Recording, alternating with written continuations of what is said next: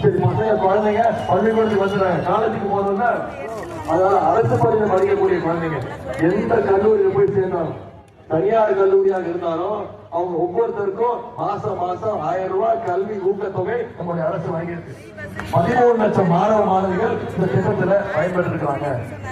அது மட்டும் இல்ல, இப்ப சமீபத்தில் 2 மாசத்துக்கு முன்னாடி நம்முடைய முதலமைச்சர் அவர்கள் 10 லட்சம் மாணவ மாணவிகளுக்கு இலவச லேப்டாப் திட்டத்தை செயல்படுத்தி ஒரே மாசத்துல கொடுத்து முடிச்சிருக்கோம். இன்னைக்கு அதிமுக ஒரு பொய் பிரச்சாரத்தை சொல்லிட்டு வராங்க, என்ன லேப்டாப் திட்டம் அதிமுக கொண்டு வந்த திட்டம், நாம முடக்கிட்டோம் அப்படின்றாங்க. உண்மைதான், அதிமுக கொண்டு வந்த திட்டம் தான் லேப்டாப் கொடுக்கிற திட்டம். ஆனா அதிமுக ஆட்சியில ஸ்கூல் படிக்கிற குழந்தைங்களுக்கு லேப்டாப் கொடுத்துருந்தாங்க, பள்ளிக்கூட குழந்தைங்களுக்கு லேப்டாப் கொடுத்தாங்க. 2019ஆம் ஆண்டு அதிமுக ஆட்சி இருக்கும் போது அந்த திட்டத்தை நிப்பாட்டியாச்சு, அவங்க நிப்பாட்டிட்டாங்க. நம்முடைய முதலமைச்சர் என்ன பண்ணாரு, இந்த லேப்டாப் கொடுக்கிற திட்டம் பள்ளிக்கூட குழந்தைகளை விட கல்லூரி படிக்கிற மாணவர்களுக்கு கொடுத்தா இன்னும் பயனுள்ளதா இருக்கும்.